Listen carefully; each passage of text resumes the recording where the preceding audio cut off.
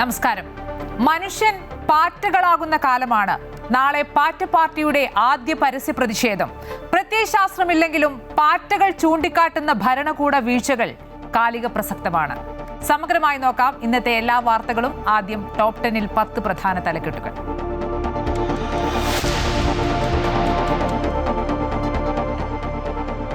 ആഗോള പ്രതിസന്ധിക്കിടയിലും കുതിച്ചുയർന്ന ഇന്ത്യൻ സാമ്പത്തിക മേഖല. കഴിഞ്ഞ വർഷത്തെ ആഭ്യന്തര ഉൽപാദന വളർച്ച 7.7%, 323 ലക്ഷം കോടി രൂപ GDP മൂല്യം. ലോകത്തിൽ ഏറ്റവും വേഗത്തിൽ വളരുന്ന സമ്പദ് വ്യവസ്ഥ എന്ന നേട്ടം നിലനിർത്തി ഇന്ത്യ. മുന്നേറ്റം അമേരിക്കയെയും ചൈനയെയും പിന്നിലാക്കി. ആൻഡമാനിൽ പ്രകൃതിവാതക നിക്ഷേപം കണ്ടെത്തിയെന്ന് പെട്രോളിയം മന്ത്രി ഹർദീപ് സിംഗ് പുരി.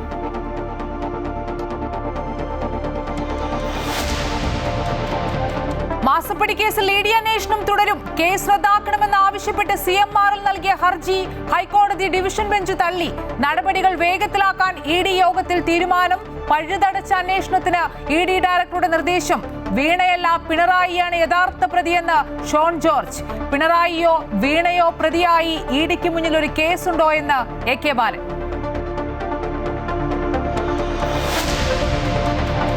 സംസ്ഥാനത്ത് മഴ കനക്കുന്നു. തൃശൂരിൽ മരം വീണ് സ്കൂട്ടർ യാത്രക്കാരൻ മരിച്ചു. കനത്ത മഴയിൽ കാസർഗോഡ് കാഞ്ഞങ്ങാട് സ്കൂൾ മതിൽ ഇടിഞ്ഞു വീണു. നാളെ 5 വടക്കൻ ജില്ലകളിൽ റെഡ് അലർട്ട്. കോഴിക്കോട്, കാസർഗോഡ്, വയനാട്, കണ്ണൂർ ജില്ലകളിലെ വിദ്യാഭ്യാസ സ്ഥാപനങ്ങൾക്ക് നാളെ അവധി.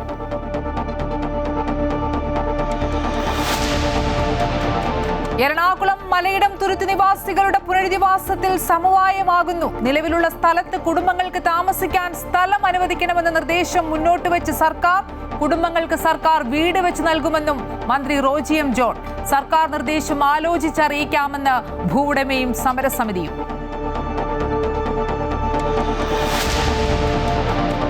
തമിഴ്നാട് BJP മുൻ അധ്യക്ഷൻ K. അണ്ണാമലൈ പാർട്ടി വിട്ടു. പുതിയ പാർട്ടി രൂപീകരിക്കുമെന്ന് അണ്ണാമലൈ. സത്യപ്രതിജ്ഞയ്ക്ക് പിന്നാലെ കർണാടക മന്ത്രിസഭയിൽ പൊട്ടിത്തെറി. വകുപ്പ് വിഭജനത്തിലെ അതൃപ്തിയെ തുടർന്ന് ജലസേചന മന്ത്രി രാമലിംഗ റെഡ്ഡി രാജിവെച്ചു. പശ്ചിമബംഗാളിൽ വിമത MLA-മാരെ അനുനയിപ്പിക്കാനുള്ള ശ്രമത്തിൽ മമതാ ബാനർജി.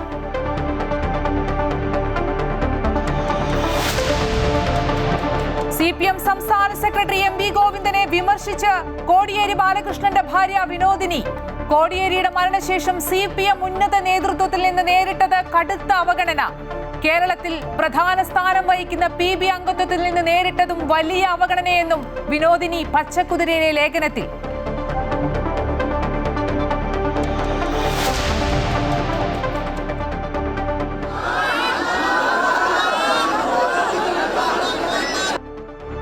സദ്ഗുരു ശ്രീമാതാ അമൃതാനന്ദമയി ദേവിക്ക് എറണാകുളത്ത് ഭക്തി നിർഭര വരവേൽപ്പ്. ഇടപ്പള്ളി ബ്രഹ്മസ്ഥാന മഹോത്സവത്തിൽ അമ്മ പങ്കെടുക്കും. മഹോത്സവം നാളെയും മറ്റന്നാളും.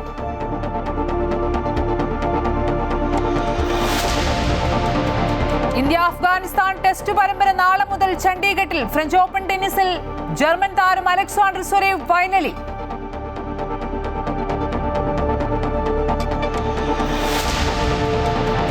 നടിയെ ആക്രമിച്ച കേസിൽ അതിജീവിത വീണ്ടും ഹൈക്കോടതിയിൽ. മെമ്മറി കാർഡ് ചോർന്നതിൽ പുനരന്വേഷണം വേണമെന്നും മുൻ അന്വേഷണ റിപ്പോർട്ട് റദ്ദാക്കണമെന്നും ആവശ്യം. കോടതി മേൽനോട്ടത്തിൽ SIT പുനരന്വേഷിക്കണമെന്നും അതിജീവിത. Story of today. ഔഷധ സസ്യങ്ങളുടെ കലവറയുമായി വിജിത്ത്. ആഗോള പ്രതിസന്ധിക്കിടയിലും കുതിച്ചുയർന്ന ഇന്ത്യൻ സാമ്പത്തിക മേഖല. കഴിഞ്ഞ വർഷത്തെ ആഭ്യന്തര ഉൽപാദന വളർച്ച 7.7% ഉയർന്നു. ലോകത്തിൽ ഏറ്റവും വേഗത്തിൽ വളരുന്ന സാമ്പത്തിക വ്യവസ്ഥ എന്ന നേട്ടവും ഇന്ത്യ നിലനിർത്തി. കൊറോണയ്ക്ക് ശേഷം വിവിധ കാരണങ്ങളാൽ ആഗോള സാമ്പത്തിക മേഖല കടുത്ത പ്രതിസന്ധി നേരിടുമ്പോഴാണ് ഇന്ത്യൻ സമ്പദ് വ്യവസ്ഥ കരുത്തു തെളിയിക്കുന്നത്. 2025-26 സാമ്പത്തിക വർഷത്തെ GDP വളർച്ച 7.7% ഉയർന്നു.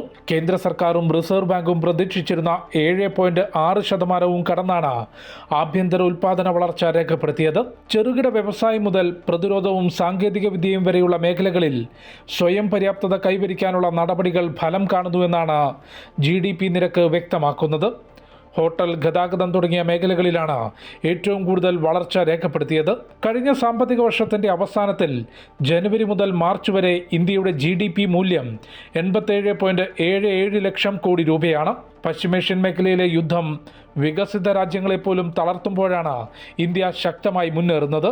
ലോകത്ത് ഏറ്റവും വേഗം വളരുന്ന വലിയ സമ്പദ് വ്യവസ്ഥ എന്ന നേട്ടം നിലനിർത്താനും ഇന്ത്യക്ക് സാധിച്ചു. യുദ്ധം നീണ്ടുപോകുന്നത് ഇന്ത്യൻ സാമ്പത്തിക മേഖലയെയും പ്രതികൂലമായി ബാധിക്കുമെന്ന വിലയിരുത്തൽ കേന്ദ്ര സർക്കാരിനുണ്ട്. അമൃത ന്യൂസ്, ന്യൂഡൽഹി. ആൻഡമാൻ കടലിൽ വീണ്ടും പ്രകൃതിവാതക നിക്ഷേപം കണ്ടെത്തി ഓയിൽ ഇന്ത്യ ലിമിറ്റഡ്. വിജയപുരം 3 എന്ന പര്യവേക്ഷണ കിണറ്റിലാണ് പുതിയ കണ്ടെത്തൽ. ഈ ബ്ലോക്കിൽ കുഴിച്ച 3 കിണറുകളിൽ 2ലും ഇന്ധന സാന്നിധ്യം സ്ഥിരീകരിച്ചു. കേന്ദ്ര പെട്രോളിയം മന്ത്രി ഹർദീപ് സിംഗ് പുരിയാണ് ഇക്കാര്യം അറിയിച്ചത്. ഇന്ത്യയുടെ സമുദ്രാന്തര പര്യവേക്ഷണ പദ്ധതിയായ സമുദ്രമന്ഥൻ ദൗത്യത്തിലാണ് നിർണായക നേട്ടം. പ്രധാനമന്ത്രി നരേന്ദ്രമോദി 2025 സ്വാതന്ത്ര്യദിന പ്രസംഗത്തിൽ പ്രഖ്യാപിച്ച സമുദ്രമന്ഥൻ മിഷന്റെ ഭാഗമായാണ് ഈ പര്യവേക്ഷണം നടന്നത്.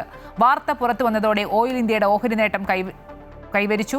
ലഭിച്ച പ്രകൃതിവാതകത്തിന്റെ ഘടനയും ഊർജ്ജക്ഷമതയും നിർണ്ണയിക്കുന്നതിനായി ഗ്യാസ് സാമ്പിളുകൾ ശേഖരിച്ച് പരിശോധിച്ചു വരികയാണ്. കൃത്യമായ ഉദ്ഭവം മനസ്സിലാക്കുന്നതിനായി ഐസോട്ടോപ്പ് പഠനങ്ങളും നടത്തുന്നുണ്ട്.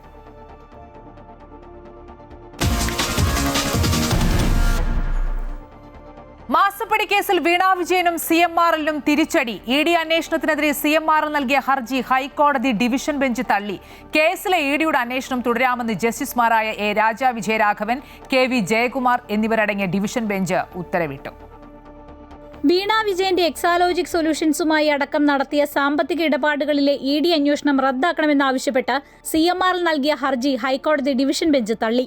അന്വേഷണവുമായി മുന്നോട്ടു പോകാമെന്ന സിംഗിൾ ബെഞ്ച് വിധിയിൽ ഇടപെടാനാകില്ലെന്ന് ചൂണ്ടിക്കാട്ടിയാണ് ഡിവിഷൻ ബെഞ്ചിന്റെ നടപടി. അന്വേഷണം നടത്തുന്നതിൽ എന്താണ് തടസ്സമെന്ന് കോടതി വാദത്തിനിടെ CMRLനോട് ചോദിച്ചിരുന്നു. എൻഫോഴ്സ്മെന്റ് ഡയറക്ടറേറ്റ് അന്വേഷിക്കട്ടെ, രേഖകളെല്ലാം കയ്യിലുണ്ടെങ്കിൽ അത് ഹാജരാക്കിയാൽ മതിയല്ലോ, ക്ലീൻ ചിറ്റ് ലഭിച്ചു കഴിഞ്ഞാൽ പിന്നീട് പ്രശ്നമില്ലല്ലോ എന്നും ഹൈക്കോടതി ഡിവിഷൻ ബെഞ്ച് ചോദിച്ചിരുന്നു. കള്ളപ്പണ ഇടപാട് തടയൽ നിയമത്തിലെ 5(2) വകുപ്പുകൾ അനുസരിച്ച് സിവിൽ നടപടികൾക്ക് വിലക്കില്ല. സ്വത്ത് കണ്ടുകെട്ടലും അതിനുള്ള അന്വേഷണവും EDക്ക് നടത്താം. അതിന് കള്ളപ്പണ ഇടപാടിലേക്ക് നയിക്കുന്ന കുറ്റകൃത്യം ആവശ്യമില്ലെന്നുമാണ് ഹൈക്കോടതി വിധി. ഡിവിഷൻ ബെഞ്ചിന്റെ വിധിക്കെതിരെ CMRL സുപ്രീം കോടതിയെ സമീപിക്കും. അമൃത ന്യൂസ്, കൊച്ചി. മാസപ്പടി കേസിൽ അന്വേഷണ പുരോഗതി പരിശോധിച്ച് ED ഡയറക്ടർ രാഹുൽ നവീൻ. അന്വേഷണം തൃപ്തികരമെന്നാണ് വിലയിരുത്തൽ. തുടർ നടപടികൾ വേഗത്തിലാക്കാനും പഴുതടച്ച അന്വേഷണം വേണമെന്നും ഡയറക്ടർ ഉദ്യോഗസ്ഥർക്ക് നിർദ്ദേശം നൽകി.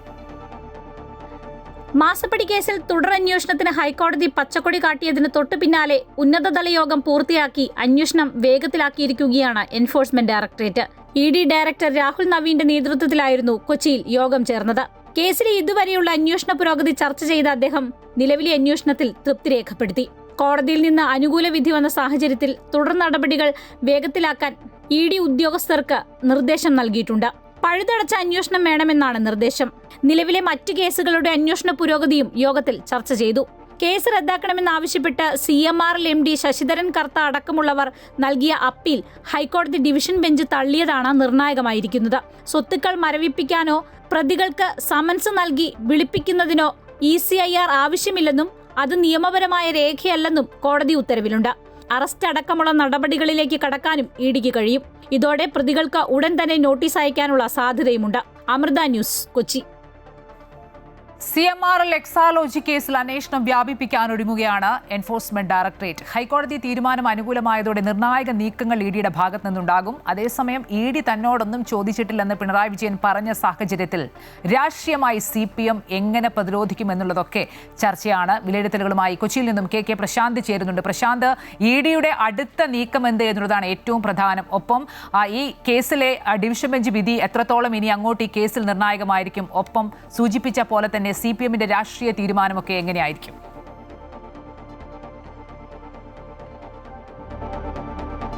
അമ്പിളി, CMRL എക്സാലോജി കേസിന്റെ ഏറ്റവും നിർണായകമായ ഘട്ടത്തിലേക്കാണ് ഇപ്പോൾ കാര്യങ്ങൾ എത്തി നിൽക്കുന്നത്. അതായത് ഹൈക്കോടതിയിൽ നിന്ന് ഈ തരത്തിൽ ഹർജി തള്ളിയതോടുകൂടി തന്നെ അന്വേഷണ സംഘത്തിന് EDക്ക് ഇനി ഏത് തരത്തിൽ വേണമെങ്കിലും അന്വേഷണം വ്യാപിപ്പിക്കാൻ കഴിയും എന്നുള്ളതാണ് പ്രധാനപ്പെട്ട കാര്യം. ഒന്ന്, EDയെ സംബന്ധിച്ച് ഈ കേസിൽ, അതായത് വീണ വിജയനുമായി ബന്ധപ്പെട്ട എക്സാലോജി കേസിൽ മാത്രം വ്യാപകമായ രീതിയിലുള്ള ഒരു അന്വേഷണം വ്യാപിപ്പിക്കാൻ കഴിയും. അത് ഏത് തരത്തിൽ മുന്നോട്ട് പോകും എന്നുള്ളതാണ് പ്രധാനപ്പെട്ട കാര്യം. മറ്റൊന്ന്, ഇതിൽ നേരത്തെ തന്നെ ED ഉദ്യോഗസ്ഥർ ചർച്ച ചെയ്ത മറ്റ് പ്രധാനപ്പെട്ട കാര്യങ്ങളുണ്ട്. അതായത് ഈ പണം ലഭിച്ച മറ്റ് ആളുകളുണ്ട്, അതായത് എക്സാലോജിക്ക് മാത്രമല്ല മറ്റ് ചില രാഷ്ട്രീയ നേതാക്കളുണ്ട്. അവരിലേക്ക് ഏത് തരത്തിലാണ് അന്വേഷണം പോകേണ്ടത് എന്നുള്ളത് ED പരിശോധിച്ച് വരികയാണ്. അത് അടുത്ത ഘട്ടത്തിലാകാമെന്നുള്ളതാണ്. അതായത് ഈ ഘട്ടത്തിൽ ഒരുപക്ഷെ അത്തരം വ്യാപകമായ തരത്തിലൊരു അന്വേഷണത്തിലേക്ക് പോയി കഴിഞ്ഞാൽ വലിയ എതിർപ്പ്, ഇപ്പോൾ CPM വലിയ ശക്തമായ എതിർപ്പ് ഉയർത്തുന്നുണ്ട്. ഒരുപക്ഷെ മറ്റ് നേതാക്കളിലേക്ക് പോകുമ്പോൾ UDFിൻ്റെ ഭാഗത്തുനിന്നുകൂടി ഒരു എതിർപ്പ് ഉയർന്നു വരാനുള്ള സാധ്യതയുണ്ട്. അതുകൊണ്ട് ഒരു ഘട്ടം കഴിയട്ടെ എന്നുള്ളതാണ് അന്വേഷണ ഏജൻസി വ്യക്തമാക്കിയിരുന്നത്. പക്ഷേ ഇപ്പോൾ ഈ ഹൈക്കോടതിയുടെ ഭാഗത്ത് നിന്ന് ഇത്തരത്തിലൊരു അനുമതിയിലേക്ക് കാര്യങ്ങൾ എത്തിയ സാഹചര്യത്തിൽ തുടർ നീക്കങ്ങൾ EDയുടെ ഭാഗത്തുനിന്നുണ്ടാകും. അതുകൊണ്ട് ഏത് തരത്തിലായിരിക്കും ഇനി അന്വേഷണം എന്നുള്ളതാണ് പ്രധാനമായും എല്ലാവരും ഉറ്റുനോക്കുന്നത്. ഇതിൽ എടുത്തു പറയേണ്ട മറ്റൊരു കാര്യം ഇനി CPM എന്ത് നിലപാട് സ്വീകരിക്കും എന്നുള്ളതാണ്.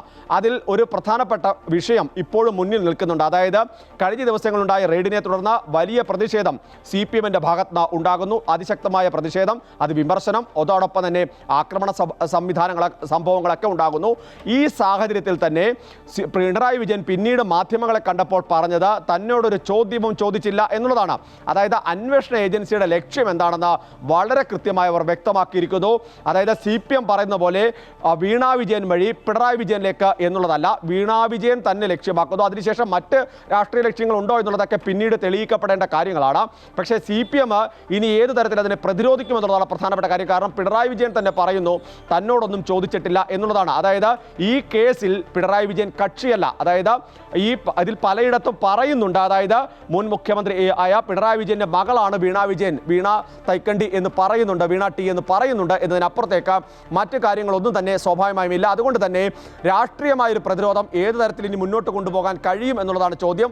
മാത്രമല്ല CPMൻ്റെ അണികൾക്കിടയിൽ തന്നെ അതൊരു വിമർശനമായി നിലനിൽക്കുകയും ചെയ്യുന്നുണ്ട്. കാരണം മറ്റ് പല രാഷ്ട്രീയ നേതാക്കളുടെ മക്കൾക്കെതിരെയും കുടുംബത്തിനെതിരെയൊക്കെ തന്നെ വിമർശനങ്ങൾ ഉണ്ടായ സമയത്തൊന്നും തന്നെ പാർട്ടി ഇത്ര അധികം പ്രതിരോധം തീർത്തിരുന്നില്ല. പിന്നെ എന്തിനാണ് ഇങ്ങനെ ഒരു നിലപാട് സ്വീകരിക്കുന്നത് എന്നുള്ളതാണ് പ്രധാനപ്പെട്ട കാര്യം. അതിന് CPMൻ്റെ നേതൃത്വം മറുപടി പറയേണ്ടി വരും എന്നുള്ളതാണ് പ്രധാനപ്പെട്ട കാര്യം. അതുകൊണ്ട് തന്നെ ഈ ഘട്ടത്തിൽ EDയെ സംബന്ധിച്ച് അന്വേഷണം വ്യാപിപ്പിക്കാൻ എല്ലാവിധ തന്ത്രങ്ങളും അവർ പയറ്റുകയും എല്ലാ നടപടികൾ സ്വീകരിക്കുകയും ചെയ്യും എന്നുള്ളതാണ് പ്രധാനപ്പെട്ട കാര്യം. രാഷ്ട്രീയമായി ഇതിനെ പ്രതിരോധിക്കാൻ CPM തയ്യാറാകുമെന്നുള്ളതാണ്. പക്ഷേ അതിനെ ഏത് തരത്തിൽ മറുപടി പ്രശാന്ത് സൂചിപ്പിച്ച പോലെ തന്നെ CPMന്റെ രാഷ്ട്രീയ തീരുമാനം ഏറെ നിർണായകമാണ്. ഒപ്പം കോടതിയിൽ നിന്നൊരു അനുകൂല വിധി ഉണ്ടാകുമ്പോൾ എല്ലാ അർത്ഥത്തിലും വല വീശുകയാണ് എൻഫോഴ്സ്മെന്റ് ഡയറക്ടറേറ്റ്. വീണാ വിജയനെ മാത്രമാണോ ED ലക്ഷ്യം വെക്കുന്നത് എന്നുള്ളതും ഒരു പ്രധാനപ്പെട്ട ചോദ്യമാണ്. എന്തായാലും പ്രതിപക്ഷ നേതാവിന്റെ മകൾക്കെതിരെയുള്ള ED നീക്കം CPMനെ പൂർണ്ണമായും പ്രതിരോധത്തിലാക്കും. കേന്ദ്ര ഏജൻസികളെ ഉപയോഗിച്ച് വേട്ടയാടുന്നു എന്ന സ്ഥിരം രാഷ്ട്രീയ പ്രതിരോധം ഉയർത്താനൊന്നും ഇനി കഴിയില്ല.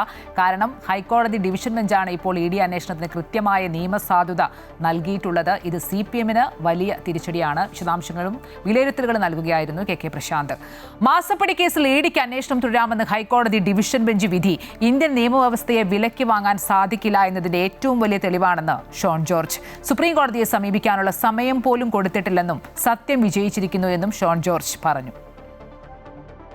ഇന്ത്യൻ നിയമവ്യവസ്ഥയെ സ്വാഭാവികമായിട്ടും സ്വാധീനങ്ങൾ കൊണ്ടും വ്യവഹാരങ്ങൾ കൊണ്ടും താമസിപ്പിക്കാൻ കഴിയും. പക്ഷേ ഒരിക്കലും ഇന്ത്യൻ നിയമവ്യവസ്ഥയെയും വ്യവസ്ഥിതിയെയും വിലയ്ക്ക് വാങ്ങാൻ കഴിയില്ല എന്ന് ബോധ്യപ്പെടുത്തുന്ന കൂടിയാണ് ഈ വിധി. തീർച്ചയായിട്ടും ഇനി എൻഫോഴ്സ്മെൻറ്റ് ഡയറക്ടറേറ്റിന് അന്വേഷണവുമായി മുമ്പോട്ട് പോകാൻ യാതൊരു തടസ്സമില്ല. സുപ്രീം കോടതിയെ സമീപിക്കാൻ അവർ സമയം ചോദിച്ചിട്ട് പോലും കോടതി അനുവദിച്ചില്ല എന്നുള്ളതാണ് എനിക്കിപ്പോൾ മാധ്യമങ്ങളിൽ നിന്ന് അറിയാൻ കഴിയുന്നത്. അപ്പോൾ ഇനിയുള്ള ദിവസങ്ങളിൽ കൂടുതൽ നടപടി തെളിവുകൾ പ്രത്യേകിച്ച് ശേഖരിക്കേണ്ട കാര്യമുണ്ടെന്ന് ഞാൻ തോന്നുന്നില്ല. കാരണം വീണ SFIO എൻക്വയറിയിൽ തന്നെ വീണ പ്രതിയായിട്ടുള്ള, അതായത് സെക്ഷൻ 447 അനുസരിച്ചുള്ള ക്രൈം ചെയ്തിട്ടുണ്ട് എന്നുള്ള കാര്യം SFIO എൻക്വയറി തന്നെ വ്യക്തമാണ്. പിണറായി വിജയനോ വീണയോ പ്രതിയായി EDയുടെ മുന്നിൽ ഒരു കേസുണ്ടോ എന്ന് അന്വേഷിക്കട്ടെ എന്നാണ് CPI നേതാവ് AK ബാലൻ പ്രതികരിച്ചത്. വീണയെ ചോദ്യം ചെയ്യുന്നതിൽ കുഴപ്പമെന്താണെന്നും ഉപ്പ് തിന്നവർ വെള്ളം കുടിക്കട്ടെ എന്നും AK ബാലൻ പറഞ്ഞു. ഇതിലെവിടെയെങ്കിലും ഞാൻ ചോദിക്കുന്നത്, ഇതിലെവിടെയെങ്കിലും പിണറായി വിജയനോ വീണയോ പ്രതിയായിട്ടുള്ള ഒരു കേസുണ്ടോ, ഒരു FIR ഉണ്ടോ? അന്വേഷണത്തിൻ്റെ ഭാഗമായി എന്തെങ്കിലും EDയുടെ മുമ്പിലുണ്ടോ? അത് വിശദമാക്കാതെ അതിലേക്ക് പോകാതെയാണ് റെയ്ഡ് നടന്നത്. അപ്പോഴാണ് സിംഗിൾ ബെഞ്ചിൻ്റെ വിധിക്കെതിരായി ഡിവിഷൻ ബെഞ്ചിലേക്ക് CMRL പോയത്. SFIO കേസിൽ അന്വേഷണം തടസ്സപ്പെടുത്താൻ LDF സർക്കാർ വലിയ നീക്കം നടത്തിയെന്ന് BJP നേതാവ് K. സുരേന്ദ്രൻ. CMRLന്റെ നീക്കം കോടതിയിൽ പാളിയെന്നും K. സുരേന്ദ്രൻ പറഞ്ഞു. ഉദ്യോഗസ്ഥർക്കെതിരെ നടന്നത് ആസൂത്രിത ആക്രമണമാണെന്നും K. സുരേന്ദ്രൻ വ്യക്തമാക്കി. SFIO കേസിൽ കേസ് അന്വേഷണം തടസ്സപ്പെടുത്താൻ കഴിഞ്ഞ LDF ഗവൺമെൻറ്റിൻ്റെ കാലത്ത് വലിയ തോതിലുള്ള നീക്കങ്ങളുണ്ടായത് കേരളം കണ്ടതാണ്. നിയമത്തിൻ്റെ വഴിയിലും കായിക ബലം ഉപയോഗിച്ചും അധികാര ദുർവിനിയോഗം നടത്തിയും മുഖ്യമന്ത്രിയായിരുന്ന ശ്രീ പിണറായി വിജയനും അദ്ദേഹത്തിൻ്റെ കുടുംബാംഗങ്ങൾക്കുമെതിരെയുള്ള കേസുകളെല്ലാം തടസ്സപ്പെടുത്താനുള്ള വലിയ നീക്കങ്ങൾ ആ കാലത്ത് കേരളം വലിയ തോതിൽ ചർച്ച ചെയ്തതാണ്. എന്നാൽ ഗവൺമെൻറ് മാറി UDF സർക്കാർ അധികാരത്തിൽ വന്നിട്ടും കാര്യങ്ങൾ അതേപോലെ തന്നെ പോകുന്നു എന്നുള്ളതാണ് കാണുന്നത്. ഈ SFIO കേസ് ഹൈക്കോടതിയിൽ തടസ്സപ്പെടുത്തി കേസ് നീട്ടിക്കൊണ്ടുപോകാനുള്ള ശ്രമം ഇന്ന് വീണ്ടും മാസപ്പടി കേസിലെ ഹൈക്കോടതി നിലപാട് CPMന്റെയും Pinarayi വിജയന്റെയും കരണത്തേറ്റ അടിയെന്ന് V. Muraleedharan MLA. ED ഉദ്യോഗസ്ഥർക്കെതിരെയുള്ള ആക്രമണം ഗൂഢാലോചനയാണ്. ED ഉദ്യോഗസ്ഥരെ ആക്രമിച്ച കേസിൽ അറസ്റ്റിലായത് CPMന്റെ സ്ഥിരം ക്രിമിനലുകളാണെന്നും പോലീസിലെ നേതാക്കൾക്കെതിരെ കേസെടുക്കാൻ ധൈര്യമില്ലെന്നും V. മുരളീധരൻ പറഞ്ഞു. പിണറായി വിജയൻ തന്നെ പറഞ്ഞത് എന്നെ ED ചോദ്യം ചെയ്തിട്ടില്ലെന്ന്. അതിനർത്ഥം ഈ കേസിൽ പിണറായി വിജയനെതിരായിട്ട് ഒരു നടപടി ഉണ്ടായിട്ടില്ല. ഉണ്ടായിട്ടുള്ളത് മുഴുവൻ തന്നെ പിണറായി വിജയൻ്റെ മകൾക്കെതിരായിട്ടാണ്, വീണയ്ക്കെതിരായിട്ട്. വീണയ്ക്കെതിരായിട്ട് ഒരു കേസിൽ ക്രിമിനൽ കുറ്റം ചെയ്തു എന്ന് ബോധ്യമായതിൻ്റെ അടിസ്ഥാനത്തിൽ, സാഹചര്യ തെളിവുകളുടെ അടിസ്ഥാനത്തിൽ അന്വേഷണം നടക്കുമ്പോൾ പാർട്ടി അണികളെ ഇറക്കിവിട്ട് അക്രമം അഴിച്ചുവിടുന്നുണ്ടെങ്കിൽ അത് മാർക്സിസ്റ്റ് പാർട്ടിയുടെ എന്ത് രാഷ്ട്രീയ നിലപാടിൻ്റെ അടിസ്ഥാനത്തിലാണ് എന്നുള്ളത് ഈ നാട്ടിലെ ജനങ്ങൾക്കാർക്കും മനസ്സിലായിട്ടില്ല. ED ഉദ്യോഗസ്ഥരെ ആക്രമിച്ച് കൊലപ്പെടുത്താൻ ശ്രമിച്ച കേസിൽ പ്രതികളുമായി പോലീസ് തിരുവനന്തപുരത്തെ തെളിവെടുപ്പ് നടത്തി. പിണറായി വിജയന്റെ ബേക്കറി ജംഗ്ഷനിലെ വീട്ടിന് മുമ്പിൽ വെച്ചാണ് തെളിവെടുപ്പ് നടത്തിയത്. കേസിലെ 5 പ്രതികളെ കോടതി പോലീസ് കസ്റ്റഡിയിൽ വിട്ടതിന് പിന്നാലെയാണ് തെളിവെടുപ്പ്. കനത്ത പോലീസ് സുരക്ഷയിലാണ് പ്രതികളെ സ്ഥലത്തെത്തിച്ചത്. DYFI CPM പ്രവർത്തകരായ നിധിൻ രാജ്, മനോജ്, ജീവൻ, ഷാഹിൽ, ശ്രീജിത്ത് എന്നിവരുമായാണ് പോലീസ് സംഘം സ്ഥലത്തെത്തിയത്. നേരത്തെ കേസ് പരിഗണിച്ച കോടതി 5 പേരെയും പോലീസ് കസ്റ്റഡിയിൽ വിട്ടിരുന്നു. നാളെ വൈകിട്ട് 4 മണി വരെയാണ് കസ്റ്റഡി കാലാവധി.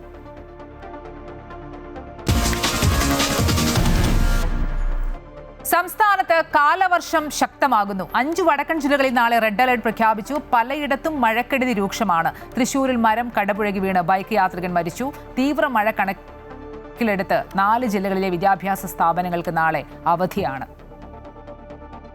മലപ്പുറം, കോഴിക്കോട്, വയനാട്, കണ്ണൂർ, കാസർഗോഡ് ജില്ലകളിലാണ് ഇന്ന് റെഡ് അലേർട്ട് പ്രഖ്യാപിച്ചിട്ടുള്ളത്. തൃശൂർ ശ്രീനാരായണപുരത്ത് മഴയിൽ മരം കടപുഴകി വീണ് സ്കൂട്ടർ യാത്രികൻ മരിച്ചു. കാരുമാത്ര സ്വദേശി ബ്ലാഹയിൽ ഇല്ലം മണികണ്ഠനാണ് മരിച്ചത്. കാസർഗോഡ് കാഞ്ഞങ്ങാട് ടൗണിൽ സ്കൂൾ മതിൽ ഇടിഞ്ഞു വീണു. UBMC സ്കൂളിന്റെ ചുറ്റുമതിലാണ് റോഡിലേക്ക് തകർന്നു വീണത്. സംഭവ സമയം റോഡിലൂടെ വാഹനങ്ങൾ കടന്നു പോവാത്തതിനാൽ വലിയ ദുരന്തം ഒഴിവായി. കാസർഗോഡ്, കോഴിക്കോട്, വയനാട് ജില്ലകളിലെ പ്രൊഫഷണൽ കോളേജുകൾ ഉൾപ്പെടെയുള്ള വിദ്യാഭ്യാസ സ്ഥാപനങ്ങൾ നാളെ അവധി പ്രഖ്യാപിച്ചു. വയനാട്ടിൽ കോറികളുടെ പ്രവർത്തനവും യന്ത്രസഹായത്തോടെയുള്ള മണ്ണ് നീക്കവും നിർത്തിവെക്കാൻ ഉത്തരവായി. മേപ്പാടി ഗ്രാമപഞ്ചായത്ത് പരിധിയിൽ പ്രവർത്തിക്കുന്ന റിസോർട്ടുകൾ, ഹോം സ്റ്റേകൾ, സർവീസ് വില്ലകൾ എന്നിവയും വിനോദസഞ്ചാര കേന്ദ്രങ്ങളും 2 ദിവസത്തേക്ക് അടച്ചിടാൻ ഉത്തരവായി. എന്നൂര് ഗോത്ര പൈതൃക ഗ്രാമവും പ്രവർത്തിക്കില്ല. വനവകുപ്പിന് കീഴിലെ വിനോദസഞ്ചാര കേന്ദ്രങ്ങളും അടച്ചിടും. കോഴിക്കോട് ജില്ലയിലെ വിലങ്ങാട് മേഖലയിലെ ജനങ്ങളെ മാറ്റിപ്പാർപ്പിക്കാൻ ജില്ലാ കളക്ടർ ഉത്തരവിട്ടു. വിലങ്ങാട്, വാളൂക്ക്, മലയങ്ങാട്, ഉരുട്ടി, പന്നിയേരി തുടങ്ങിയ മേഖലകളിൽ ഉള്ളവരെയാണ് ക്യാമ്പുകളിലേക്ക് മാറ്റി പാർപ്പിക്കുക. വിലങ്ങാട് മേഖലയിലെ മലയോര റോഡുകളിലൂടെയുള്ള അടിയന്തര ആവശ്യങ്ങൾക്കൊഴികെയുള്ള യാത്ര രാത്രി 7 മണി മുതൽ രാവിലെ 6 മണി വരെ നിരോധിച്ചു. കരമന, മണിമല നദികളിൽ യെല്ലോ അലേർട്ട് പ്രഖ്യാപിച്ചിട്ടുണ്ട്. കേരള, കർണാടക, ലക്ഷദ്വീപ് തീരങ്ങളിൽ മത്സ്യബന്ധനവും നിരോധിച്ചു. അമൃത ന്യൂസ്, കോഴിക്കോട്. എറണാകുളം മലയിടം തുരുത്ത് നിവാസികളുടെ പുനരധിവാസ പ്രശ്നത്തിന് പരിഹാരം തെളിയുന്നു. നിലവിലുള്ള വസ്തുവിൽ കുടുംബങ്ങൾക്ക് താമസിക്കാൻ പുതിയ സ്ഥലം അനുവദിക്കാമെന്ന് അറിയിച്ചു. സർക്കാർ നിർദ്ദേശം കൂടിയാലോചിച്ച് അറിയിക്കാമെന്ന് ഭൂവുടമയും സമരസമിതിയും അറിയിച്ചു. നല്ല രീതിയിൽ കാര്യങ്ങൾ പോകുന്നതായി സമരസമിതി പ്രതികരിച്ചു. പതിറ്റാണ്ടുകളുടെ പഴക്കമുണ്ട് എറണാകുളം ജില്ലയിലെ മലയിടം തുരുത്തിലെ ഭൂമി പ്രശ്നത്തിന്. കോടതി വിധി ഭൂ ഉടമയ്ക്ക് അനുകൂലമായതോടെ വലിയ പ്രതിസന്ധിയാണ് 8 കുടുംബങ്ങൾ നേരിട്ടത്. UDF സർക്കാർ അധികാരത്തിൽ വന്നതിന് പിന്നാലെ പോലീസിന്റെ ഭാഗത്തുനിന്നുണ്ടായ നടപടി കടുത്ത പ്രതിഷേധങ്ങൾക്ക് വഴിവെക്കുകയും ചെയ്തു. ഹൈക്കോടതിയുടെ അന്ത്യശാസനം വന്നതോടെയാണ് സർക്കാർ ഇന്ന് നിർണായക ചർച്ച നടത്തിയത്. ചർച്ചയിൽ പുരോഗതിയുണ്ട്. ചില നിർദ്ദേശങ്ങൾ രണ്ട് ഭാഗത്തു നിന്നും വന്നിട്ടുണ്ട്. ആ നിർദ്ദേശങ്ങളൊക്കെ നമ്മുടെ പരിഗണനയിലുണ്ട്. ഈ വസ്തുവിൽ തന്നെ ഏതെങ്കിലും ഒരു സൈഡ് തീർത്ത് ഇവർക്ക് ഈ കുടുംബങ്ങൾക്ക് ആവശ്യമായിട്ടുള്ള സ്ഥലം ലഭ്യമാക്കണം എന്ന ഒരു ആവശ്യമാണ് ഗവൺമെൻറ് അവരുടെ മുമ്പിൽ വച്ചിരിക്കുന്നത്. അവിടെ ആ ലഭ്യമാകുന്ന സ്ഥലത്ത് ഗവൺമെൻറ് തന്നെ മുൻകൈ എടുത്ത് അവിടെ വീട് വെച്ചു കൊടുക്കുന്നതായിരിക്കും ഈ കുടുംബങ്ങൾക്ക്. സർക്കാർ നിർദ്ദേശം കൂടിയാലോചിച്ച് അറിയിക്കാമെന്നാണ് ഭൂവുടമകളും സമരസമിതിയും അറിയിച്ചത്. നല്ല രീതിയിൽ തന്നെയാണ് കാര്യങ്ങളെ കാണുന്നതെന്ന് സമരസമിതി പ്രതികരിച്ചു. രാഷ്ട്രീയത്തിനപ്പുറത്തേക്ക് കുടുംബങ്ങളുടെ പുനരധിവാസമായിരുന്നു ആവശ്യമെന്ന് മുൻ MLA PV ശ്രീനിജൻ പറഞ്ഞു. വളരെ പോസിറ്റീവായിട്ട് സർക്കാർ തന്നെ അതിന് മുൻകൈ എടുത്ത് ഇങ്ങനൊരു തീരുമാനം പറയുമ്പോൾ അത് നടക്കും. കാരണം ഈ സമരത്തിൽ പങ്കെടുക്കുന്ന 8 കുടുംബങ്ങളുടെ വികാരം നമുക്കൊന്ന് മാനിക്കേണ്ടതായിട്ടുണ്ട്. അവിടെ രാഷ്ട്രീയത്തിനപ്പുറം അവർ വർഷങ്ങളായിട്ട് താമസിക്കുന്ന ആ ഭൂമിയിൽ അവർക്ക് അവിടെ കിടക്കാൻ പറ്റുക എന്നുള്ളതായിരുന്നു ഞങ്ങളെ സംബന്ധിച്ച് ഏറ്റവും പ്രധാനപ്പെട്ട ഒരു ഘടകം. ഈ മാസം 16-നുള്ളിൽ ഭൂമി ഒഴിപ്പിക്കണമെന്നാണ് ഹൈക്കോടതി നൽകിയിരിക്കുന്ന നിർദ്ദേശം. ഈ സാഹചര്യത്തിലാണ് തിടുക്കപ്പെട്ട സർക്കാർ യോഗം വിളിച്ചു ചേർത്തത്. തുടർ ചർച്ചകൾ തിങ്കളാഴ്ച നടക്കും. ഈ യോഗത്തിൽ ഇരുവിഭാഗവും തീരുമാനം അറിയിക്കും. അമൃത ന്യൂസ്, കൊച്ചി. പുതിയ പാർട്ടി രൂപീകരിക്കുമെന്ന് തമിഴ്നാട് BJP മുൻ അധ്യക്ഷൻ K. അണ്ണാമലൈ പാർട്ടിയിൽ നിന്ന് രാജിവെച്ചതിന് ശേഷം നടത്തിയ പ്രതികരണത്തിലാണ് ഇക്കാര്യം വ്യക്തമാക്കിയത്. ദേശീയ പാർട്ടികൾ തമിഴ്നാടിന് മനസ്സിലാകുന്ന ഭാഷ സംസാരിക്കുന്നില്ലെന്നും വിമർശനം. അണ്ണാമലയുടെ രാജി BJP നേതൃത്വം അംഗീകരിച്ചു. BJP തമിഴ്നാട് മുൻ അധ്യക്ഷനായ K. അണ്ണാമലൈ പാർട്ടിയുടെ പ്രാഥമിക അംഗത്വത്തിൽ നിന്ന് രാജിവെച്ചു. BJP ദേശീയ അധ്യക്ഷൻ രാജി അംഗീകരിച്ചതിന് പിറകെ പുതിയ പാർട്ടി രൂപീകരിക്കുമെന്നും അണ്ണാമലൈ പ്രഖ്യാപിച്ചു. സാധാരണക്കാർക്ക് വേണ്ടിയാണ് പുതിയ നീക്കമെന്നും തമിഴ്നാട്ടിൽ മാറ്റം ആവശ്യമാണെന്നും അദ്ദേഹം വ്യക്തമാക്കി. വി ദ ലീഡർ എന്ന പേരിൽ വെബ്സൈറ്റ് തുറന്ന അണ്ണാമലൈ BJPയെ പൂർണ്ണമായും എതിർക്കില്ലെന്നും വ്യക്തമാക്കി. എന്നാൽ ദേശീയ പാർട്ടികൾ തമിഴ്നാടിന് മനസ്സിലാകുന്ന ഭാഷ സംസാരിക്കുന്നില്ലെന്നും അണ്ണാമലൈ വിമർശിച്ചു. ஆனந்தமாக அன்போடு தமிழ்நாட்டில் ஒரு அரசியல் இயக்கத்தை நாம் துவங்க இருக்கின்றோம். இது அரசியல் இயக்கமாக கட்சி இல்லையா அப்படின்னு நீங்கள் யாரும் கேட்கவே வேண்டாம். கண்டிப்பாக தமிழகத்தில் அடுத்து நடக்கக்கூடிய தமிழகத்தினுடைய பொது தேர்தலில் நம்முடைய கட்சி போட்டியிடும். அதில் எந்த மாற்று கருத்தும் இல்லை. அதற்கு நம்ம தயார் பண்ணணும். நிறைய லீடர்ஸை தயார் பண்ணணும். நிறைய கேடர்ஸை வாலண்டியர்ஸை தயார் பண்ணணும். உத்வேகத்தோடு தயார் பண்ணணும். அவங்களுக்கு அந்த ஸ்கில் செட்டை நம்ம உருவாக்கி கொடுக்கணும். அதற்கு கொஞ்சம் நேரம் ஆகும். തുടക്കത്തിൽ സന്നദ്ധ സംഘടനയായി ആരംഭിച്ച് പ്രാദേശിക തലത്തിൽ നേതാക്കളെ വളർത്തിയെടുക്കാനും പിന്നീട് തിരഞ്ഞെടുപ്പുകളിൽ മത്സരിക്കാനുമാണ് അണ്ണാമലയുടെ നീക്കം. കഴിഞ്ഞ നിയമസഭാ തെരഞ്ഞെടുപ്പിൽ BJP ഒറ്റയ്ക്ക് മത്സരിക്കണമെന്ന നിലപാട് തള്ളിക്കൊണ്ട് കേന്ദ്ര നേതൃത്വം AIADMKയുമായി സഖ്യം ചേർന്നതോടെയാണ് അണ്ണാമലൈ പാർട്ടിയിൽ നിന്നകന്നത്. മുൻ IPS ഓഫീസർ കൂടിയായ അണ്ണാമലൈ കേന്ദ്ര ആഭ്യന്തരമന്ത്രി അമിത്ഷാ, BJP ദേശീയ അധ്യക്ഷൻ നിതിൻ നബീൻ, BL സന്തോഷ് എന്നിവരുമായി ഡൽഹിയിൽ കൂടിക്കാഴ്ച നടത്തിയിരുന്നു. അമൃത ന്യൂസ്, ന്യൂഡൽഹി. എന്തായാലും പുതിയ രാഷ്ട്രീയ പാർട്ടി ഉണ്ടാകുന്ന അണ്ണാമലയ്ക്ക് പിന്തുണയേറുകയാണ്. സൂചിപ്പിച്ച പോലെ ആദ്യത്തെ 1 മണിക്കൂറിൽ വീതി ലീഡേഴ്സ് എന്ന ലിങ്കിലൂടെ വോളണ്ടിയർമാരായത് 8 ലക്ഷം പേരാണ്. തമിഴ്നാട്ടിൽ പുതിയ പാർട്ടികൾക്ക് വലിയ തലവരെയാണ്. TVക്ക് അത് തെളിയിച്ചു കഴിഞ്ഞു. ഒറ്റയ്ക്കൊരു ക്രൗഡ് പുള്ളറാകാൻ അണ്ണാമലയ്ക്ക് കഴിയുമോ എന്നുള്ളതാണ് ഇനി കണ്ടറിയേണ്ടത്. കർണാടകയിലേക്ക് വരികയാണെങ്കിൽ അവിടെ DK ശിവകുമാർ മന്ത്രിസഭയിൽ പൊട്ടിത്തെറി. സത്യപ്രതിജ്ഞയ്ക്ക് പിന്നാലെ ജലസേചന മന്ത്രി രാമലിംഗ റെഡ്ഡി രാജിവെച്ചു. ബംഗളൂരു ഡെവലപ്മെന്റ് വകുപ്പ് കിട്ടാത്തതിൽ പ്രതിഷേധിച്ചാണ് രാജി. ബംഗളൂരു വികസന വകുപ്പ് തനിക്ക് നൽകാമെന്ന് മുഖ്യമന്ത്രി DK ശിവകുമാർ നേരത്തെ ഉറപ്പ് നൽകിയിരുന്നുവെന്നും എന്നാൽ ഇപ്പോൾ അദ്ദേഹം അതിൽ നിന്ന് പിന്മാറിയെന്നും രാമലിംഗ റെഡ്ഡി ആരോപിച്ചു. ബംഗാളിലേക്ക് വരികയാണെങ്കിൽ പാർട്ടിയിലെ പിളർപ്പിന് പുറകെ പുതിയ സംസ്ഥാന നേതൃത്വത്തെ പ്രഖ്യാപിച്ച് തൃണമൂൽ കോൺഗ്രസ് മമതാ വിഭാഗം മുൻ മന്ത്രി ചന്ദ്രമ ഭട്ടാചാര്യയെ പാർട്ടി അധ്യക്ഷയായി തെരഞ്ഞെടുത്തു. ഋതപ്രതാപ് ബാനർജിയെ പ്രതിപക്ഷ നേതാവാക്കിയ സ്പീക്കറുടെ നടപടിക്കെതിരെ ഹൈക്കോടതിയെ സമീപിക്കാനും മമതാ ബാനർജിയുടെ വസതിയിൽ ചേർന്ന പ്രവർത്തക സമിതി യോഗം തീരുമാനിച്ചു. തൃണമൂൽ MPമാർ BJPയിൽ ചേരാൻ ശ്രമിക്കുന്നു എന്ന അഭ്യൂഹങ്ങൾക്കിടെയാണ് മമത പാർട്ടി യോഗം വിളിച്ചു ചേർത്തത്. അതേസമയം പാർട്ടി പിളർത്താൻ ഉദ്ദേശമില്ലെന്നും നിയമസഭാ കക്ഷിയുടെ മുഖ്യ ഉപദേഷ്ടാവായി മമതാ ബാനർജി വേണമെന്നുള്ള നിലപാടാണ് പ്രതിപക്ഷ നേതാവ് ഋതപ്രതാപ് ബാനർജിക്കുള്ളത്.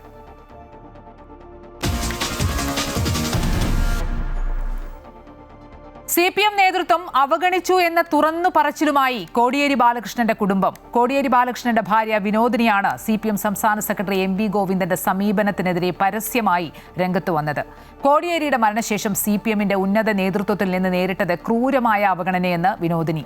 തങ്ങളെ നേതാക്കൾ തിരിഞ്ഞുപോലും നോക്കിയില്ലെന്നും ഉന്നത പദവിയിലിരിക്കുന്ന PB അംഗം ആവശ്യത്തിന് വിളിച്ചാൽ ഫോൺ എടുക്കാറില്ലെന്നും വിനോദിനി പറഞ്ഞു.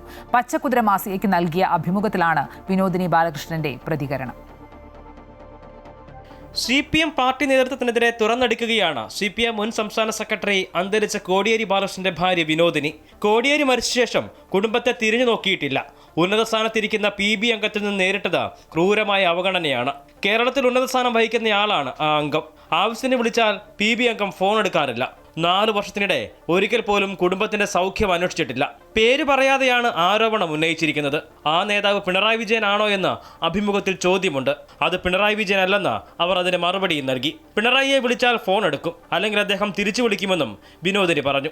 അതേസമയം ഈ വിഷയത്തെക്കുറിച്ച് കൂടുതൽ പ്രതികരിക്കാനില്ല എന്നും വിനോദിനി അഭിമുഖത്തിൽ പറയുന്നുണ്ട്. ബിനീഷ് കോടിയേരിയുടെ പാർട്ടി അംഗത്വം പുനഃസ്ഥാപിക്കാതിരുന്നതിലും നേതൃത്വം വിമർശനം ഏറ്റുവാങ്ങിയിരുന്നു. കേസിൽ നിന്നും ഒഴിവാക്കപ്പെട്ടതിന് ശേഷം 4 തവണ സംസ്ഥാന നേതൃത്വത്തിന് അപേക്ഷ നൽകിയെങ്കിലും അനുകൂല തീരുമാനങ്ങൾ ഉണ്ടായില്ല. ഒടുവിൽ പിണറായി വിജയൻ നേരിട്ടിടപെട്ടിട്ടാണ് ബിനീഷ് കോടിയേരിയുടെ പാർട്ടി അംഗത്വം പുനഃസ്ഥാപിച്ചത്. TK ഗോവിന്ദൻ കോടിയേരിയുടെ വീട്ടു സന്ദർശനം നടത്തിയ ഘട്ടത്തിലും പാർട്ടിയോടുള്ള നീരസം പ്രതികരണങ്ങളിൽ വ്യക്തമായിരുന്നു. അമൃത ന്യൂസ്, തിരുവനന്തപുരം. നേതാക്കളുടെ ധാർഷ്ട്യവും പെരുമാറ്റ രീതിയും സാധാരണക്കാരെ പാർട്ടിയിൽ നിന്ന് അകറ്റുന്നു എന്ന വിമർശനമൊക്കെ ശക്തമാകുമ്പോഴാണ് മുൻ സംസ്ഥാന സെക്രട്ടറിയുടെ കുടുംബത്തിന് ഇത്തരത്തിലുള്ള അനുഭവം വേദനയോടെ തുറന്നു പറയേണ്ടി വരുന്നത്. എന്തായാലും ഇതുമായി ബന്ധപ്പെട്ട പ്രതികരണം നോക്കുകയാണെങ്കിൽ കോടിയേരിയുടെ കുടുംബത്തിന്റെ ആരോപണം തനിക്ക് അറിയില്ലെന്ന് LDF കൺവീനർ TP രാമകൃഷ്ണൻ. ഞങ്ങളുടെ മുന്നിൽ അങ്ങനെ ഒരു വിഷയം വന്നിട്ടില്ല. പരാതി ഉണ്ടെങ്കിൽ അത് പരിശോധിക്കും. കോടിയേരിയുടെ കുടുംബം CPMന്റെ ഭാഗമെന്നും TP രാമകൃഷ്ണൻ പറഞ്ഞു. എനിക്കറിയില്ല, അങ്ങനെ ഞങ്ങളുടെ മുമ്പിൽ അങ്ങനെ ഒരു വിഷയം വന്നിട്ടില്ല.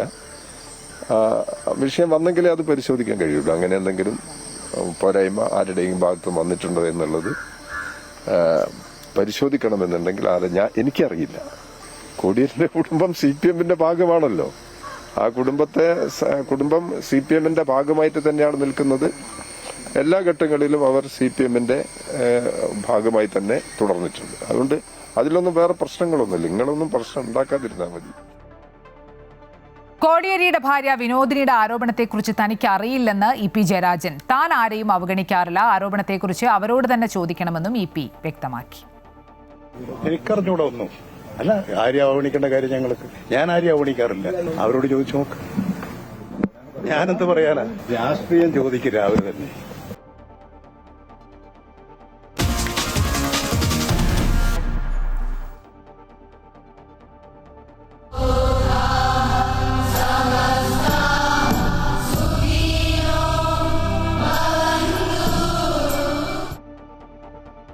ഇടപ്പള്ളി ബ്രഹ്മസ്ഥാന മഹോത്സവത്തിന് എറണാകുളത്തെത്തിയ സദ്ഗുരു ശ്രീ മാതാ അമൃതാനന്ദമയി ദേവിക്ക് ഭക്തി നിർഭരമായ വരവേൽപ്പ്. വാദ്യമന്ത്രഘോഷങ്ങളുടെ അകമ്പടിയോടെ നടന്ന സ്വീകരണ ചടങ്ങിൽ സൂര്യകാലടിമന സൂര്യൻ ജയസൂര്യൻ ഭട്ടതിരിപ്പാട് പൂർണ്ണകുംഭം നൽകി സ്വീകരിച്ചു. 6 വർഷത്തിന് ശേഷം കൊച്ചിയിലെത്തിയ അമ്മയെ കാണാൻ കനത്ത മഴയെ അവഗണിച്ചും നിരവധി മക്കൾ മണിക്കൂറുകൾ കാത്തുനിന്നു. ഇടപ്പള്ളി ബ്രഹ്മസ്ഥാന വാർഷിക മഹോത്സവത്തിന് മുഖ്യ കാർമ്മികത്വം വഹിക്കാനായി കൊച്ചിയിലെത്തിയ സദ്ഗുരു ശ്രീ മാതാ അമൃതാനന്ദമയി ദേവിയെ സ്വീകരിച്ചത് 10,000-കണക്കിന് മക്കളുടെ സ്നേഹം നിറഞ്ഞ പ്രാർത്ഥനകളാണ്.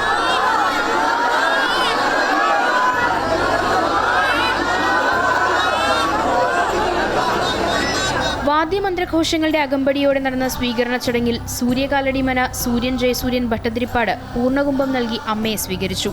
സ്വാമി Poornamritanandapuri, Swami Anaghamritanandapuri, Amrita hospitals group medical director doctor Prem Nair, advocate Sreekumar, doctor U Krishnakumar തുടങ്ങിയവർ സ്വീകരണ ചടങ്ങിന് നേതൃത്വം നൽകി.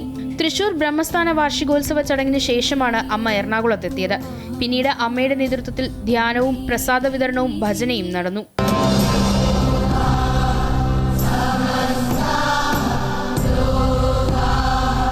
മാതാ അമൃതാനന്ദമയി മഠത്തിലെ മുതിർന്ന സന്യാസിമാരും വിദേശികളും സ്വദേശികളുമായ 1000-ഓളം വരുന്ന അന്തേവാസികളും അമ്മയോടൊപ്പം എത്തിച്ചേർന്നിട്ടുണ്ട്. നാളെ രാവിലെ 6 മുതൽ വൈകിട്ട് 6 വരെ നീളുന്ന ലളിതാ സഹസ്രനാമാർച്ചനയോടെയാണ് ചടങ്ങുകൾ ആരംഭിക്കുന്നത്. രാവിലെ 11-ന് വേദിയിലെത്തുന്ന അമ്മയെ വിശിഷ്ട വ്യക്തികൾ ചേർന്ന് സ്വീകരിക്കും. തുടർന്ന് അമ്മയുടെ അനുഗ്രഹ പ്രഭാഷണം, ഭജന, ധ്യാനം എന്നിവ നടക്കും. പിന്നീട് അമ്മ ഭക്തർക്ക് ദർശനം നൽകും. അമൃത ന്യൂസ്, കൊച്ചി. കൊച്ചി ബ്രഹ്മസ്ഥാന വാർഷിക മഹോത്സവത്തിൽ പങ്കെടുക്കാനെത്തുന്ന അമ്മയെ ഗാനാർച്ചനയിലൂടെ സ്വാഗതം ചെയ്യുകയാണ് സംഗീത സംവിധായകൻ TS രാധാകൃഷ്ണൻ. അമ്മയെ അടുത്ത് കാണാനും സത്സംഗത്തിൽ പങ്കെടുക്കാനുമുള്ള അവസരമാണ്, ഏറ്റവും വലിയ അനുഗ്രഹമാണ് അമ്മ നൽകിയിട്ടുള്ളതെന്നും അദ്ദേഹം പറഞ്ഞു. ഓം അമൃതൈശ്വര്യേ നമഃ. എല്ലാവർക്കും നമസ്കാരം. ആനന്ദമയം അമൃതാനന്ദമയം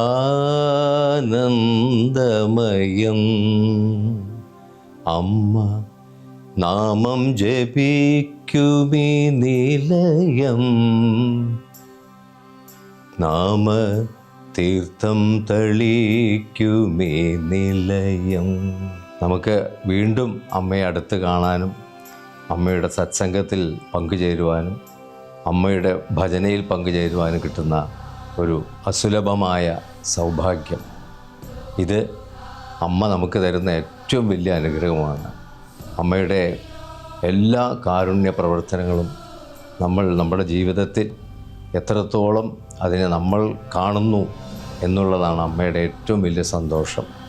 6 വർഷത്തിന് ശേഷമുള്ള അമ്മയുടെ ഈ സന്ദർശനം എല്ലാ അമ്മയുടെ മക്കൾക്കും ഒരു സൗഭാഗ്യമായി തീരട്ടെ എന്ന് മാത്രം ഞാൻ അമ്മയോട് പ്രാർത്ഥിച്ചുകൊണ്ട് അമ്മയുടെ പാതാരബിന്ദങ്ങളിൽ അനന്തകോടി പ്രണാമം ഞാൻ അർപ്പിക്കുകയാണ്. അമ്മയുടെ ദർശനവും ആശ്ലേഷവും വലിയ ആഹ്ലാദവും ആശ്വാസവും പകരുന്നതാണെന്ന് Kochi Amrita school of medicine vice പ്രിൻസിപ്പലും ന്യൂറോളജി വിഭാഗം തലവനുമായ ഡോക്ടർ A. ആനന്ദ് കുമാർ പറഞ്ഞു. അമ്മ 6 വർഷത്തിന് ശേഷം കൊച്ചിയിലേക്ക് വരികയാണ്. അതിൻ്റെ സന്തോഷത്തിലാണ് ഞങ്ങളെല്ലാവരും. എന്തുകൊണ്ടാണ് അമ്മ വരുമ്പോൾ ഇത്ര സന്തോഷം എന്ന് ഞാൻ എന്നോട് തന്നെ ചോദിക്കുകയാണ്. ഞാൻ വർഷങ്ങൾക്ക് മുമ്പ് 90കളിലാണെന്ന് തോന്നുന്നു ഞാൻ അമ്മയെ ആദ്യമായിട്ട് കാണുന്ന സന്ദർഭം ഞാൻ ഓർക്കുകയാണ്. അമ്മ ചേർത്ത് പിടിച്ചപ്പോൾ എന്തിനെന്നറിയാതെ എൻ്റെ കണ്ണിൽ നിന്നും കണ്ണുനീർ ധാരധാരയായിട്ട് ഒഴുകി. അത് വേറൊരു തലത്തിലേക്ക് നമ്മുടെ മനസ്സിനെ അമ്മ കൊണ്ടുപോകുന്നത് കൊണ്ടാണെന്ന് ഞാൻ പിന്നീടാണ് മനസ്സിലാക്കുന്നത്. എൻ്റെ ജീവിതത്തിലെ ആദ്യത്തെ അനുഭവമായിരുന്നത്. അതുകൊണ്ട് തന്നെ അമ്മ ഇവിടെ ആയാലും വള്ളിക്കാവിലായാലും അമ്മയുടെ ദർശനം കിട്ടുക, അമ്മയുടെ കരവലയത്തിൽ നിമിഷങ്ങളെങ്കിലും നിൽക്കാൻ കഴിയുക എന്ന് പറയുന്നത് ഒരു വലിയ പുണ്യമാണെന്ന് ഞാൻ കരുതുന്നു. അതുകൊണ്ട് ഞാൻ വളരെ സന്തോഷത്തോടു കൂടിയും ആനന്ദത്തോടു കൂടിയും ഉറ്റുനോക്കുകയാണ് എൻ്റെ അമ്മയുടെ വരവ്. അമ്മയെ കൊച്ചിയിലേക്ക് സ്വാഗതം ചെയ്യുന്നുവെന്ന് കൊച്ചി മേയർ VK മിനിമോൾ. അമ്മയെ കാണാനും അനുഗ്രഹം വാങ്ങാനുമുള്ള തയ്യാറെടുപ്പിലാണ് താൻ അടക്കമുള്ളവരെന്നും മേയർ. മാതാ അമൃതാനന്ദമയി അമ്മ 6-7 ദിവസങ്ങൾ ജൂൺ മാസം എറണാകുളം നമ്മുടെ ഇടപ്പള്ളിയിലെ ബ്രഹ്മസ്ഥാനത്ത് എത്തുന്നുവെന്നറിഞ്ഞു. വളരെയേറെ സന്തോഷമാണ്. കൊച്ചിയുടെ മേയറായി ഞാൻ ചുമതല ഏറ്റെടുത്തതിന് ശേഷം ആദ്യമായിട്ടാണ് അമ്മ എറണാകുളത്തേക്ക് വരുന്നത്. തീർച്ചയായും അമ്മയെ കാണുന്നതിനും അമ്മയുമായിട്ട് ഒരു നിമിഷം അത് കണ്ട് അനുഗ്രഹം വാങ്ങിക്കുന്നതിനുള്ള തയ്യാറെടുപ്പിലാണ് ഞങ്ങളുമുള്ളത്. തീർച്ചയായും അത് വളരെ സന്തോഷം നൽകുന്ന ഈ അവസരത്തിൽ എല്ലാവിധ ആശംസകളും ആ 2 ദിവസത്തെ പരിപാടിക്ക് കൊച്ചിയുടെ മേയർ എന്ന രീതിയിലുള്ള അറിയിക്കുകയാണ്. എല്ലാവരുടെയും ഒരു സാന്നിധ്യ സഹകരണങ്ങളൊക്കെ ആ പരിപാടിക്ക് ഉണ്ടാവണമെന്ന് കൂടി അഭ്യർത്ഥിക്കുന്നു.